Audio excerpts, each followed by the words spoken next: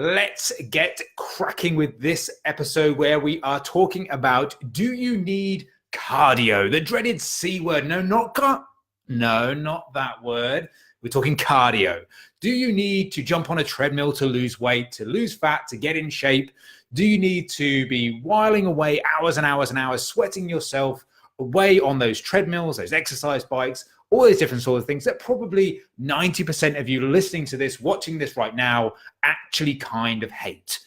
Is it your penance that if you want to lose fat, if you want to get in shape, at some point, you're going to have to bite the bullet, you're going to have to get on that treadmill, you're going to have to do some work, and you are going to have to bore your tits off doing some form of cardio? Or is it that you can absolutely ignore those gray machines lined up in a perfect line on one side of the gym and drift over to the free weight section and the machines and have some actual fun and an actual enjoyable workout and never see those cardio machines ever within your workout program? And still, can you lose weight, get in shape, doing it that way?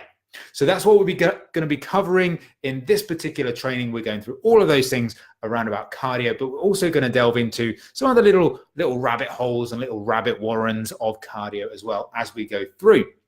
So the first thing I'll say is that cardio is a tool. It's a tool in the toolbox when it comes to getting in shape, to losing weight, to losing fat. It is actually a useful tool for you to use. Now, not everybody has to use it. Absolutely not. You don't have to do cardio in order to lose weight. In fact, if cardio is your primary focus when it comes to losing weight, maybe you're the type of person that thinks, well, building muscle is all about weights and losing fat is all about cardio, and therefore your current training program is focused all around bucket loads of cardio, hours and hours per day to try and sweat out as much fat as possible, you're probably going down the wrong route, you're barking up the wrong tree, and probably you're just going to bore yourself to fucking tears and never actually follow through to the nth goal, which is to actually get to that body that you really, really want. But that's not to say cardio isn't useful at all. Like I say, it's a tool in the toolbox that you need to use. Now, actually, cardio is kind of like, if you are going down this route where you think cardio is absolutely what you need to be doing for fat loss, it's actually a really inefficient way to do it. If you genuinely measure how many calories you burn doing any particular piece of cardio, it's actually not a lot. So if you're doing, say, 10, 20 minutes on an exercise bike or on a treadmill, you don't actually burn a tremendous amount of calories. Certainly not as many as probably that machine is telling you at the time. Lo and behold, they're not that accurate.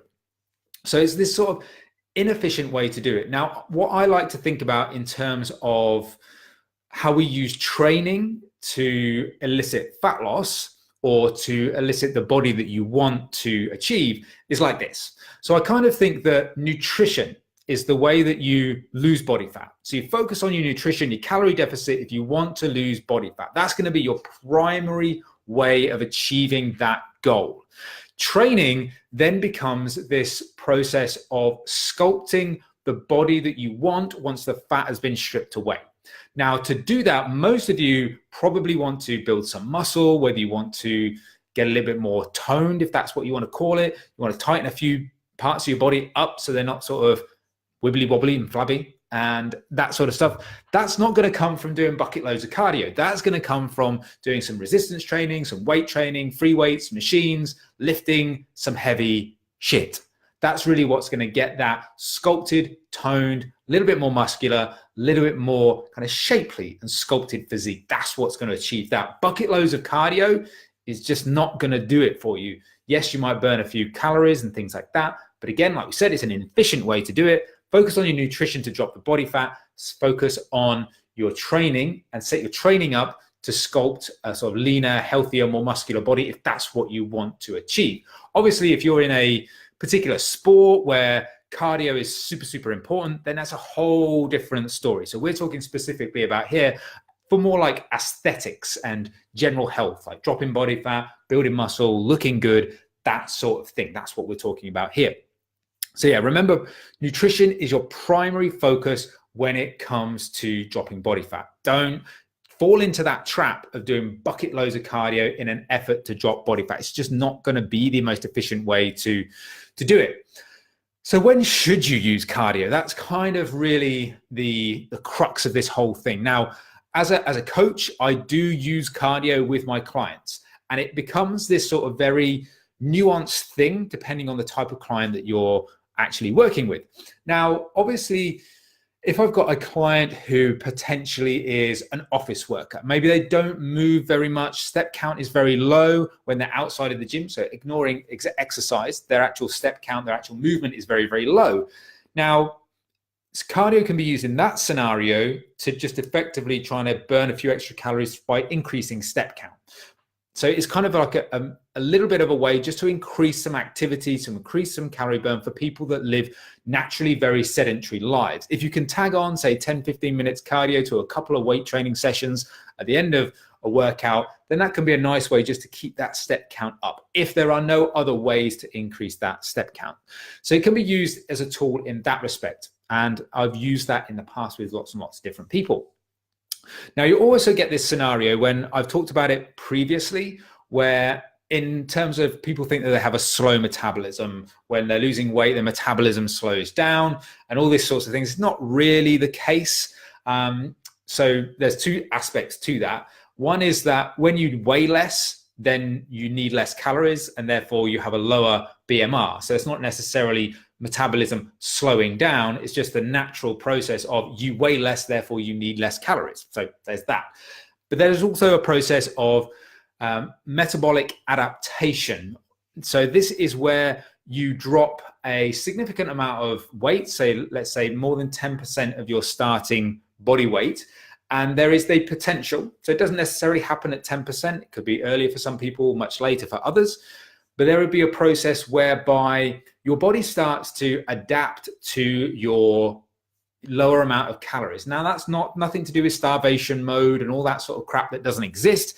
This is more to do with your body just down regulating some certain functions, say, for example, like fidgeting and things like that, or you naturally feel a little bit more lethargic. So if you didn't have a step count monitor, you would probably find you're actually taking less steps per day as you go through this sort of weight loss process. It's 100% natural, nothing sort of complex or something to worry about.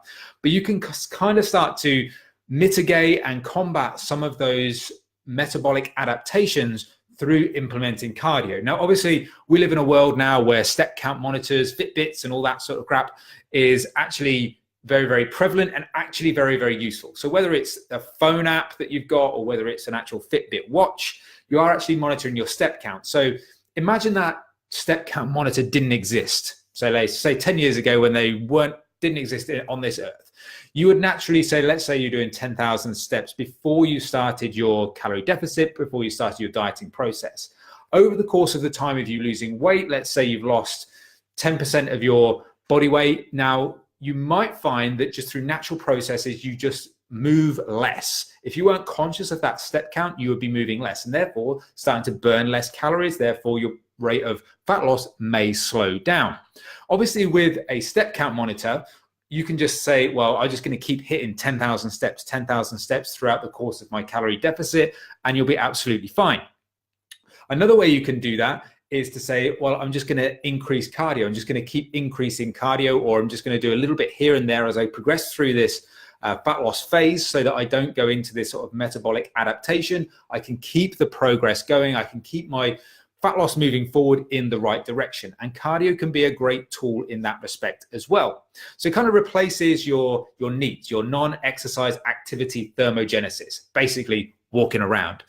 So if you're not walking around as much, you can use some cardio, again, like a little bit at the end of each workout, something like that to kind of supplement maybe a potential slowdown.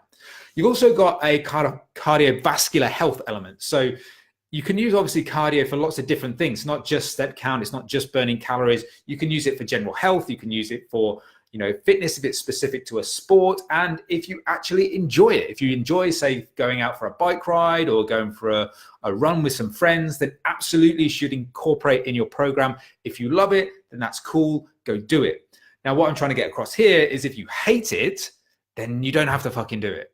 I would never force someone to do cardio, particularly people who have maybe tried it as their primary source of fat loss in the past. They have a very much an aversion to cardio. If you say the word cardio, it conjures up some bad memories. They have some sort of like heart palpitations and some form of mild heart attack.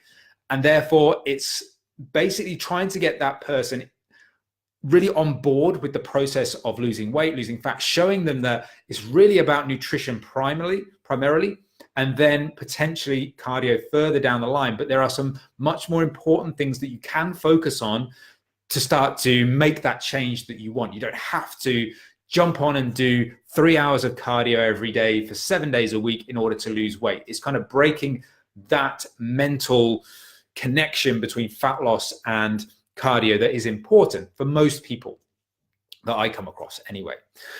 So then you might be thinking, well, how much do I do and when do I use it? So again, it's very nuanced for different people, depending on situation, circumstance, where you are in your fat loss phase. All of these different sorts of things can basically make a difference. The kind of general rule is do as much as it's needed to elicit the response that you require. And that's probably a sentence you could use for anything, whether it's cardio, whether it's weight training or something like that. Someone will say to me, how many sets and reps should I do? Do as many as you need to elicit the response that you require. That's the real key to it. So a lot of people would just probably start out with nothing.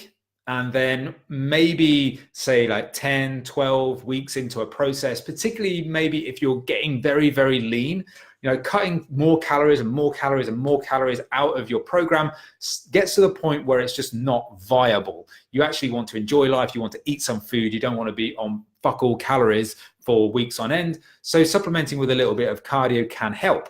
Now, I would start someone off maybe on 30 to 60 minutes per week, and maybe only really ever go up to 90 minutes per week. And again, obviously, this is just very nuanced and very different from person to person. So go from what you think. What I would just kind of encourage you to steer away from is just going all out, cardio, 2 hours a day, 7 days a week, all of this sort of stuff, because A, it's not necessary, and B, there are some studies to show that there could be some negative impacts in terms of like the knock-on effect of, for example, if you're doing 2 hours worth of cardio, yes, you're increasing your calorie burn, but potentially you're creating more hunger for yourself. You're creating a want and a desire for more food on a daily basis, which could potentially take you out of your calorie deficit if it's not managed correctly. So there is that point to consider. And also you psychologically can kind of get into this situation where you get into the I earned it mentality. And therefore you have this, you do the cardio, you do the weight training, all that sort of stuff. And then you see a cake in the shop. And you see that cake, it looks great. It's a nice bit of icing, maybe it's some coffee and walnut cake. That would probably be my favorite. And then you kind of think, well, I'll have that because I've earned it. The machine said I did 300 calories, so fuck it. I'm going to go do this piece of cake. I'm going to nail it in a couple of slices, and therefore I earned it. Actually, the calories you burned probably were nowhere near what that machine said, and probably you didn't really earn it and didn't really burn off that particular piece of cake. Plus, you kind of just wiped out any benefit of doing the cardio anyway. So you've got to be aware of those different sorts of things. You also got to be aware that increasing activity can increase stress on the body. And that's not necessarily a bad thing. You need stress. You need these different sorts of things going on for you to adapt. So when you do a weight training session, you go lift some weights and shit like that, that lifting of heavy shit basically is creating stress on your body. And it's that stress response that your body then starts to adapt to. So you get stronger, you get bigger, you build muscle, all those sorts of things according to that stress response. Obviously, you have to be sensible with it. You can't jack volume through the roof and absolutely smash yourself all day, every day. That would be too much stress. You've got to have a relevant and specific amount of stress. So therefore, when you add cardio on it, particularly some, what I would say, excessive cardio on top, you are increasing the amount of stress you're putting your body on. Now, in terms of fat loss, that's not necessarily a problem. If you can manage calories, then it's not necessarily an issue. You will still lose fat. This whole thing about stress causing an increase in the cortisol hormone, which then impacts your ability to lose fat, is not actually true. what will actually happen is that you'll get this increase in stress. Yes, cortisol will be increased, but what's going to happen there is cortisol is going to trigger some water retention. So when you jump on the scales, you might see your weight go up because of water retention, not necessarily because of body fat. And this can do two things. One, be it that it creates this psychological negativity in your mind that you have done all of these things, you've stuck to your diet, you've done extra cardio, you've been to the gym, you've lifted weights, you've done all the right things, but you've stepped on the scale and now your weight's gone up, and it continues to go up, or it doesn't really ever come down, it stays stagnant. And it makes you feel like you've made zero progress. And it feels like to you that you're doing the wrong thing, that all of this calorie deficit stuff just doesn't work. You're not seeing the results because the scale weight isn't moving, all of these different sorts of things. But you have to understand, if you're going down that route of doing lots and lots of cardio, you're still doing your weight training and you're, in a calorie deficit, then you are going to see this increase in stress. You're going to increase your water retention. And then when you combine that with all the other factors that can influence what your scale weight is, so if you're a female, your menstrual cycle is absolutely going to influence your scale weight. So pre-ovulation and halfway through your luteal phase, you're going to get some spikes in your hormones, and therefore that's going to increase some water retention there.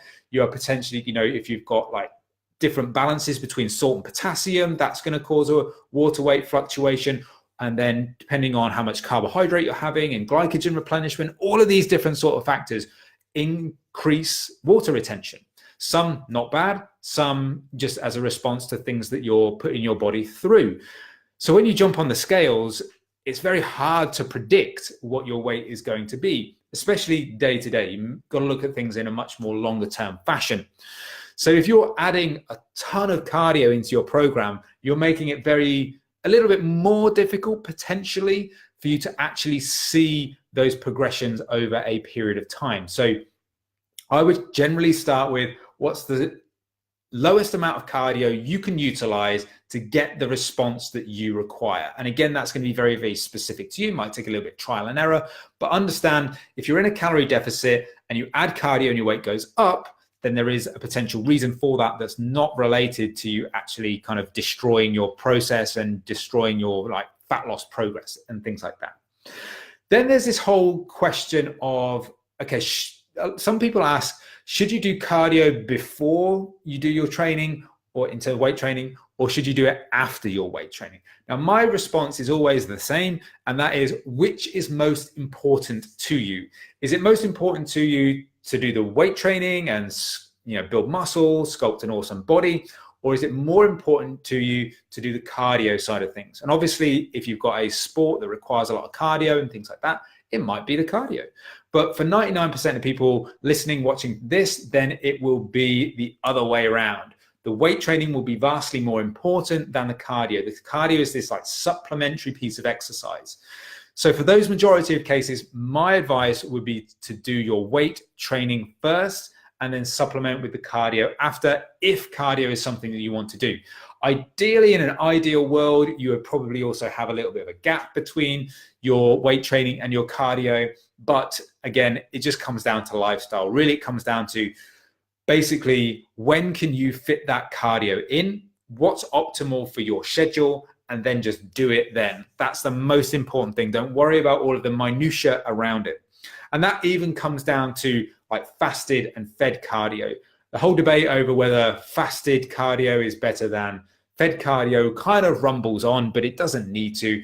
This whole theory that fasted cardio, because you're low on carbohydrate, you're just going to burn fat and this is going to be awesome. It's just not true. It just doesn't work like that. Fasted and fed cardio, zero difference when calories are managed. So therefore, it really comes down to, when does it work for you? For most people, it's kind of like this thing where it's that Mark Twain has that phrase of eat the frog. So if you've got something shitty to do in the day, do it first, because you're less likely to put it off, procrastinate and not do it. So you eat the frog first. So if cardio is the equivalent of your frog, eat it first. do the fucking cardio first thing in the morning, get it out of the way, then it's done. And that's 100% true for me. So if I do cardio, I would do it early in the morning, fasted or fed, not really fussed, just depending on how I'm feeling. But generally speaking, I would do it first thing, because I know that when it gets later in the day, I can't be fucked. I just can't be asked to jump on a freaking exercise bike and just roll around for an hour or whatever it may be. So that's what works for me. But again, what works for you? If you find that in the evening, you're more likely to do it then cool, go do that. Fasted or fed makes zero difference. Don't worry about it. It's just nothing you need to concern yourself with. Focus again on nutrition. So that's pretty much everything that you need to know about cardio. Let's recap on what we were talking about. So when it comes to training and nutrition, really, nutrition is your primary method of losing weight, losing fat, and managing how your calorie deficit is progressing. Focus on nutrition. Focus on training to sculpt the body that you want to achieve. That's for most people going to come from weight training, resistance training, machines, free weights, all of that sort of good stuff. You then want to potentially use cardio to supplement a very low step count. If you're in a sedentary job, you may want to use some cardio to boost that up. However, if your step count is reasonably good, then just use your Fitbit or your app or whatever step count tracking device you may have to combat some potential metabolic slowdown by just keeping your step count high and maintaining that throughout your fat loss phase. Obviously, if you want to do cardio from a health, fitness or an enjoyment perspective, go do it as much as you want. However, if again you hate cardio, you feel it's like the devil, then do as little as is required to get the response that you need. In the early stages, that might be fuck all. In the later stages, that might be anywhere between 30 to 90 minutes. Whether you want to do HIIT training or you want to do LIST training, so low intensity steady state, or high intensity stuff, again, doesn't matter. It comes down to personal preference. Probably you might want to do, if you're short on time, you obviously do HIIT because it takes fewer minutes to do. And again, like a slight little tangent, then, if you've got PCOS, there is some evidence to say that a HIIT style workout might improve some of the symptoms there. So it's just worth bearing that in mind. Just don't go excessive with it. Don't create too much stress in the body unnecessarily, and understand that if you increase your cardiovascular output, then you may increase your water retention, and then that therefore affects your scale weight. So hopefully you enjoyed this little training. Hopefully that cleared up some questions that you may have had on cardio. If you do have any questions that you want to ask me about any of the stuff that I've gone through, then the place I'm going to hang out most, as always, is over on Instagram. So come and see me at iron_paradise_fitness.